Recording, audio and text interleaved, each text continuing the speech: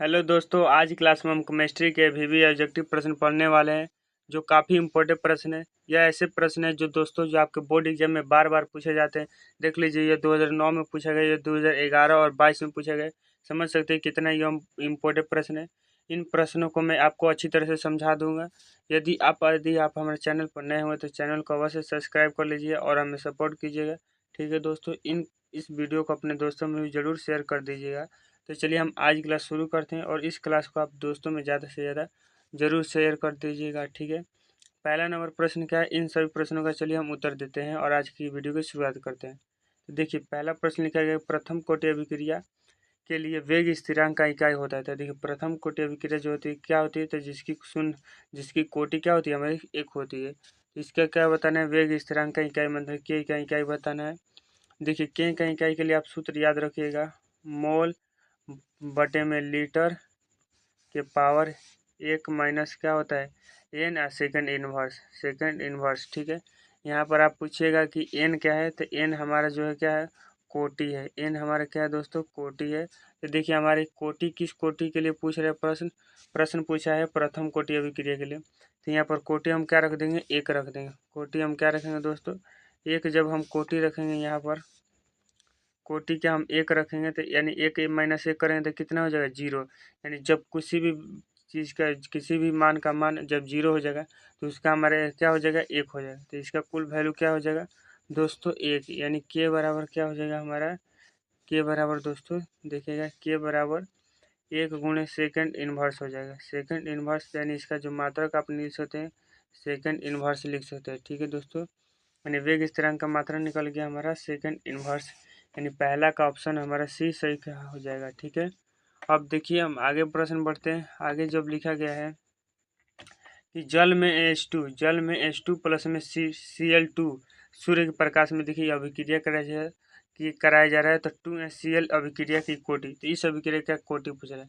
तो देखिए, जब कोई उत्प्रेरक लग जाएगा अभिक्रिया में तो उस समय उस अभिक्रिया कोटि हमारी शून्य हो जाती है। यानी इसका जो हमारा दूसरा नंबर का ऑप्शन का हो जाएगा डी हमारा सही हो जाएगा, शून्य कोटि अभिक्रिया है। ठीक है, देखिए ये इम्पोर्टेंट प्रश्न है, देखिए 2 बार पूछ लिएगा आपके बोर्ड एग्जाम में। अगला प्रश्न क्या लिखा गया देखिएगा, किसी किसी अभिक्रिया का वेग निम्नांकित प्रकार से व्यक्त होता है। तो इस प्रकार से अभिक्रिया क्या वेग पर हम व्यक्त कर रहे हैं, तो इस अभिक्रिया की कोटि बतानी है। तो कोटि क्या क्या करना है, तो जो इनके घात है हमारे क्या घातों को क्या कर देना है दोस्तों, जोड़ देता है। तो देखिए, ए की घात कितनी है, 2, और बी की घात कितनी है हमारा 1। यानी मैंने इन दोनों की सांद्रता दी है, ए की सांद्रता बी की सांद्रता, तो जो अभिकारक है यानी जब इसको हम जोड़ देंगे तो कितना आ जाएगा हमारा 3। मैंने इसकी कोटि क्या हो गया दोस्तों, 3 हो गया। यानी देखिए यह प्रश्न 13 और 15 में पूछा गया। देखिए इंपॉर्टेंट प्रश्न है, यानी इसका हम क्या लगा देंगे, 3 का हमारा बी ऑप्शन सही हो जाएगा। ठीक है दोस्तों, अब देखिए अगला प्रश्न लिखा है, प्रथम कोटि अभिक्रिया के लिए टी हाफ का मान आपको क्या बताना है। देखिए 16 और 20 में पूछा गया यह प्रश्न। तो प्रथम कोटि अभिक्रिया के लिए टी हाफ का जो मान होता है, अब ये को याद होगा 0.693 में क्या होता है, के होता है। प्रथम कोटि अभिक्रिया के लिए शून्य कोटि अभिक्रिया के लिए टी हाफ का जो मान होता है दोस्तों आपको मालूम होगा क्या होता है, ए बटे में 2 के होता है। ए बटे में क्या होता है, 2 के होता है। तो इसके लिए हम क्या मारेंगे, प्रथम कोटि अभिक्रिया टी हाफ का जो मान होता है 0.693 में के होता है। इसके लिए सही हो जाएगा। और आपको यह भी याद रखना है कि शून्य कोटि अभिक्रिया के लिए जो जो हमारा के बराबर क्या होता है, एक्स बटे टी हमारा यह जो प्राप्त होता है। ठीक है, और जो हमारा होता है इस किसके लिए, और प्रथम कोटि अभिक्रिया के लिए प्राप्त होता है कितना, 2.30 बटे में टी हमारा होता है log 10 बेस ए बटे में ए माइनस एक्स। ठीक है, ये सूत्र को भी आपको क्या करना है, याद रखना है। ठीक है दोस्तों, अब देखिए 5 नंबर प्रश्न क्या पूछा जाता है आपसे, शून्य कोटि अभिक्रिया के लिए। तो देखिए शून्य कोटि अभिक्रिया के लिए टी हाफ देखिए यहाँ पर ऑप्शन में दिखाई दे रहा है। ठीक है, तो शून्य कोटि अभिक्रिया के लिए टी हाफ का मान कितना होता है दोस्तों, तो हमने अभी बताया ए बटे में क्या होता है, 2 के होता है। तो देखिए यहाँ पर के की बात नहीं की जा रही है, तो यानी हम भी के की बात नहीं करेंगे, के की बात नहीं। देखिए कैसे ऑप्शन में सब ऑप्शन में क्या दिया है, ए के बारे में पूछ रहे हैं, ए से इसका क्या रिलेशन बताना है। ठीक है, टी हाफ का जो मान होता है आपको हम अभी लिखें, ए बटे में क्या होता है, 2 के। यानी 2 के हम क्या कर देंगे, गायब कर देंगे। तो देखिए ए क्या है, तो ए इसके सामने है, तो सामने क्या होता है, सामने मतलब नजरी के सोजा पर क्या होता है, समानुपाती। यानी टी 1/2 T/1/2 क्या होता है, समानुपाती हो जाएगा A का। यानी इसका सही उत्तर क्या हो जाएगा दोस्तों, हमारा ऑप्शन नंबर ए हो जाएगा 5 का। ठीक है दोस्तों, समझ गए यह ए कैसे होगा। अब देखिए हम बढ़ते हैं आगे, प्रश्न क्या लिखा है। ठीक है, आगे 6 नंबर प्रश्न लिखा गया है, किसी वस्तु के प्रतिक्रिया करने का दर निर्भर करता है। मतलब कोई भी वस्तु है दोस्तों, कोई भी मान चलिए वस्तु है, वह प्रतिक्रिया कब करेगी, प्रतिक्रिया कब करेगी या किस चीज़ पर निर्भर करता है, तो वह हमारा निर्भर करता है सक्रिय द्रव्यमान पर। सक्रिय द्रव्यमान पर देखिए यह प्रश्न आपसे 17 में पूछ लिया गया था। ठीक है, 7 नंबर प्रश्न क्या लिखा है उसे पढ़िएगा। यदि लिखा गया है dx/dt बराबर दिया है, और जब pH2 से 1 करने पर pH2 से 1 करने पर अभी प्रतिक्रिया 100 गुना हो जाती है, तो प्रतिक्रिया की कोटि, मतलब जब हमारी 100 गुना प्रतिक्रिया हो जाती है दोस्तों, तो उस समय प्रतिक्रिया की कोटि क्या होगी, आपको यह बताना। देखिए यह प्रश्न 18 में पूछ लिया गया।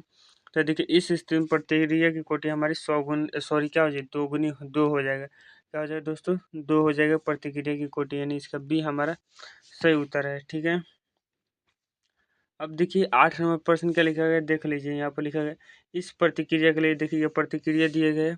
इस प्रतिक्रिया का अर्थ वायु काल प्रतिकारक के सांद्रता से स्वतंत्र है। मतलब ये जो प्रतिक्रिया दोस्तों वायु काल पर निर्भर नहीं करती, वायु काल की जो सांद्रता होती है उस पर निर्भर नहीं कर रही है। ठीक है, H2 गैस का आयतन 10 मिनट के बाद 10 लीटर एवं एवं प्रतिक्रिया का संपूर्णता पर प्रतिक्रिया संपूर्णता पर क्या हो जाता है, 100 लीटर हो जाता है। तो प्रतिक्रिया का दर प्रति मिनट आपको क्या बतानी है दोस्तों, प्रति मिनट इकाई आपको बतानी है। देखिए जब इसका हल कीजिए तो इसका जो आंसर आता है दोस्तों 2.303/10 लॉग हमारा कितना आ जाता है 5.0। ठीक है दोस्तों, यानी इसका सही उत्तर ऑप्शन क्या हो जाएगा, हमारा बी हो जाएगा 8 का। ठीक है, आप समझ गए कैसे आया, आप इसे हल जरूर कीजिए। ठीक है, अब देखिए आगे जो लिखा गया है 9 नंबर प्रश्न पढ़िएगा कि कौन सा शून्य कोटि प्रतिक्रिया का दिखाता है। देखिए शून्य कोटि प्रतिक्रिया का ग्राफ कैसा होता है, तो शून्य कोटि प्रतिक्रिया ग्राफ इस तरह से होता है, आपको याद रखना है। ठीक है, यानी आप इसका सही उत्तर कौन लगा सकते हैं, ऑप्शन नंबर सी हमारा क्या हो दोस्तों, इसका सही हो जाएगा। ठीक है, अब देखिए आगे जो प्रश्न पूछा जाता है 10 नंबर प्रश्न क्या लिखा गया है, देखिएगा इम्पोर्टेंट प्रश्न है, देख लीजिए 20 में पूछा गया, यह भी 20 में पूछा गया। लिखा गया है किसी भी पदार्थ के क्रिया करने की दर क्या निर्भर करता है। तो देखिए वही प्रश्न हम पीछे यह प्रश्न कर चुके हैं। तो प्रतिक्रिया करने का दर किसी पदार्थ के किस पर निर्भर करता है, तो सक्रिय द्रव्यमान पर। ठीक है दोस्तों, चाहे सक्रिय भार कह सकते हैं। ठीक है, यानी 10 का हमारा क्या हो जाएगा, ऑप्शन नंबर ए हमारा सही उत्तर हो जाएगा। ठीक है दोस्तों, अब देखिए आगे जो लिखा गया 11 नंबर प्रश्न, किसी भी अभिक्रिया में उत्प्रेरक उत्प्रेरक का काम करता है। तो देखिए कोई भी प्रतिक्रिया होती है, उस प्रतिक्रिया में उत्प्रेरक जो होता है दोस्तों हमारा, वह प्रतिक्रिया के वेग को बढ़ाता है या प्रतिक्रिया के वेग को घटाने का काम करता है। ठीक है, यही आपको याद रखना है। ठीक है, यानी इसका देखिए सी ऑप्शन नंबर क्या हो जाएगा हमारा सही होता है, प्रतिक्रिया मैंने अभिक्रिया के वेग को बढ़ाता है या घटाता है। ठीक है, प्रतिक्रिया कैसे अभिक्रिया दोनों बात बराबर है। ठीक है दोस्तों, अब देखिए 12 नंबर प्रश्न क्या लिखा है, एक शून्य कोटि अभिक्रिया दिया है यहाँ पर। यह जो हमारी प्रतिक्रिया है दोस्तों, यह क्या है शून्य कोटि के A+B जो हमारा रिजल्ट मिल रहा है सी के लिए, क्या इसके लिए दर बताना है। तो दर जो हमारा के जो हो जाएगा दोस्तों, दर जो हो जाएगा के शून्य कोटि अभिक्रिया के लिए हम लिखेंगे, तो इसका जो हमारा जो घात होगा शून्य होगा, इसका भी घात क्या होगा शून्य होगा, तभी ना इसको हम जोड़ेंगे तो शून्य मिलेगा, शून्य कोटि अभिक्रिया। तो इसलिए यह हमारा क्या हो जाएगा, इसके लिए सही उत्तर हो जाएगा। तो देख लीजिए, तो ऑप्शन नंबर कौन दिखाई दे रहा है, तो ऑप्शन नंबर ए हमारा क्या है दोस्तों, सही उत्तर हो जाएगा 12 का। ठीक है दोस्तों, 13 नंबर प्रश्न ध्यान से पढ़िए, लिखा गया है कि अभिकारक अणुओं को उत्पाद में परिवर्तित कर होने के लिए आवश्यक न्यूनतम ऊर्जा होती है। तो देखिए मान चलिए कोई भी अभिक्रिया अणुओं की उत्पाद में हम क्या करें, उसको बदल रहे हैं, तो उत्पाद में बदलने के लिए जो हमारे न्यूनतम ऊर्जा लगेगी दोस्तों, उस न्यूनतम ऊर्जा को क्या कहते हैं आपको यह बताना है। ठीक है, तो वह जो न्यूनतम ऊर्जा होती है उसे हम संक्रियण ऊर्जा कहते हैं। क्या कहते हैं, संक्रियण ऊर्जा कहते हैं। ठीक है, यानी 13 का ऑप्शन नंबर सी हमारा क्या हो जाएगा दोस्तों, सही हो जाएगा। देखिए अब आगे प्रश्न लिखा है 14 नंबर प्रश्न, 21 में जो प्रश्न पूछा गया है आपसे कि किस कोटि की अभिक्रिया के लिए वेग स्थिरांक एवं वेग इकाई का मान समान होता है। ठीक है, वेग स्थिरांक और क्या इकाई का मान समान होता है, आपको यह बताना है। ठीक है, अब देखिए यहाँ पर देखिए के का मान हमारा जो समानुपाती होगा ये के पावर 0, यानी ए का जो घात है हमारा 0 होगा, शून्य कोटि अभिक्रिया। ठीक है, सॉरी यहाँ पर जो हमारा के नहीं होगा, के नहीं होगा, यहाँ पर हमारा लिख लीजिए का दोस्तों, यहाँ पर लिख लीजिए आर। ठीक है, यहाँ पर लीजिए का दोस्तों आर। ठीक है, यहाँ पर हमारा क्या हो जाएगा, आर हो जाएगा। ठीक है, आप यहाँ पर आर लिखिए, यानी आर बड़ा, जब समानुपाती चिन्ह हटेगा तो क्या हो जाएगा के, और जब किसी भी चीज़ का घात 0 होता है तो उसका क्या हो जाएगा, यानी आर बराबर क्या होगा, यही तो बोला था, वेग स्थिरांक बराबर का इकाई समान होगी।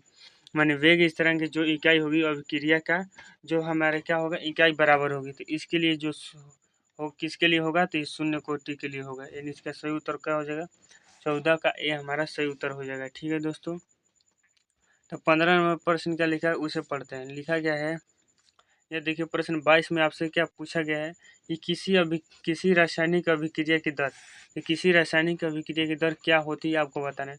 समय के साथ बढ़ती है, समय के साथ घटती है, समय के साथ घटती या बढ़ भी सकती है। और लिखा है समय के साथ स्थिर रहती है। स्थिर रहती है मतलब समय के साथ किसी भी प्रकार का उसमें बदलाव नहीं होता है। समय के साथ ना घटती है नहीं बढ़ती है, मतलब कि जो अभिक्रिया हो रही है दोस्तों, ना समय के साथ बढ़ेगी ना ही कम होगी। ठीक है, आप यह समझ गए। अब देखिए लिखा गया है समय के साथ घटती है, समय के साथ बढ़ती है।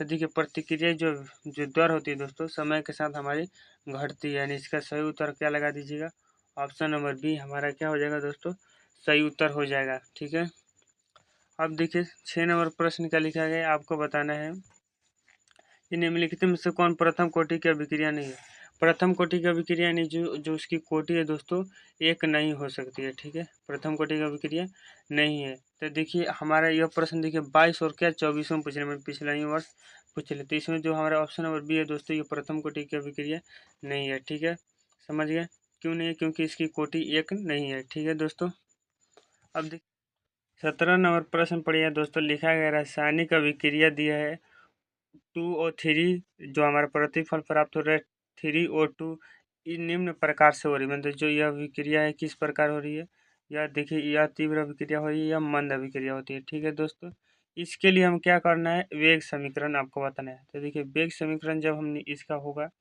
तो हमारा के हो जाएगा, और यहाँ पर O3 का जो घात हो जाएगा दोस्तों क्या जो 2, और हमारा O2 का जो घात हो जाएगा -1 हो जाएगा। ठीक है, इस तरह इसका क्या हो जाएगा, हमारा इसका वेग समीकरण हो जाएगा। ठीक है दोस्तों, इसलिए इसका 17 का हमारा बी ऑप्शन सही हो जाएगा। अब देखिए आगे जो प्रश्न क्या लिखा गया है, 18 नंबर प्रश्न पढ़िएगा।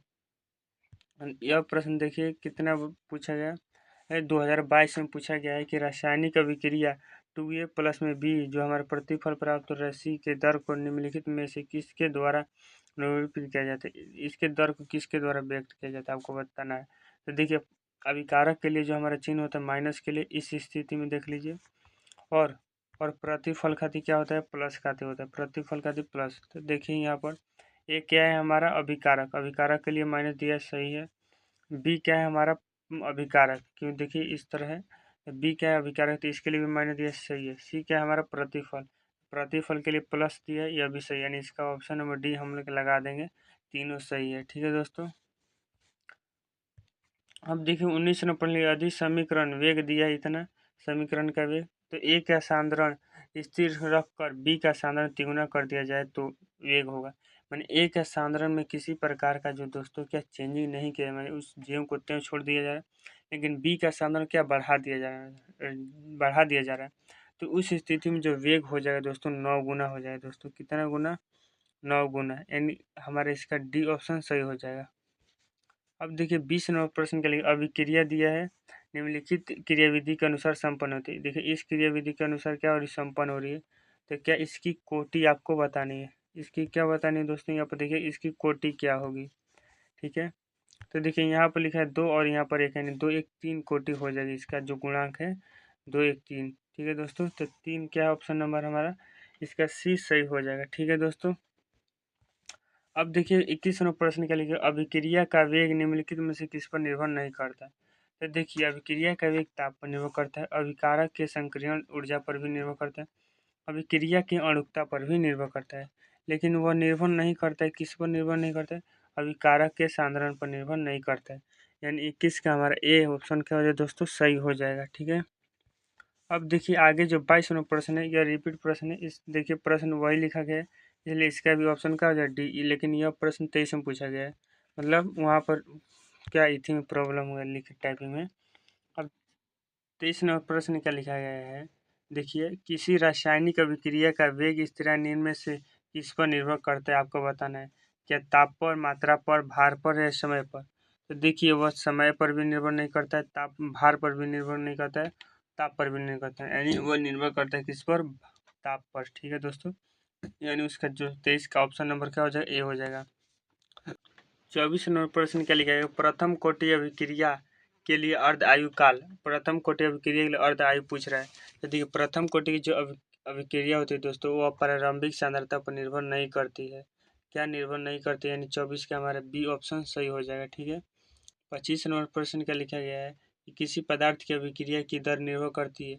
तो किस पर निर्भर करती है, तो सक्रिय मात्रा पर निर्भर करती है। हमने पीछे भी 2 प्रश्न इस तरह के कर लिए हैं। ठीक है। अब देखिए 26 नंबर प्रश्न क्या लिखा है कि किसी द्वितीय कोटि अभिक्रिया के लिए वेग स्थिरांक की इकाई होती है। तो देखिए वेग स्थिरांक की इकाई होती है mole inverse litre centimetre inverse, यानी इसका सी सही हो जाएगा। जो हमने सूत्र बताया उस सूत्र को आप निकाल लीजिए, 26 का सी हमारा सही है। ठीक है दोस्तों। 27 ऑप्शन क्या लिखा गया है कि किसी अभिक्रिया का वेग समीकरण दिया है, तो इसकी अभिक्रिया कोटि थी 1/2 और प्लस में 1/2, यानी करेंगे तो हमारा क्या हो जाए एक, यानी इसकी अभिक्रिया कोटि क्या हो जाए दोस्तों, एक हो जाएगा। ठीक है। 27 का ये हमारा क्या हो जाएगा दोस्तों, सही हो जाएगा। चलिए हम आज क्लास इतना ही रखते हैं, अगले क्लास में हम मिलेंगे। तब तक के लिए धन्यवाद। और चैनल को अभी तक सब्सक्राइब नहीं है तो ज़रूर सब्सक्राइब कर लीजिएगा।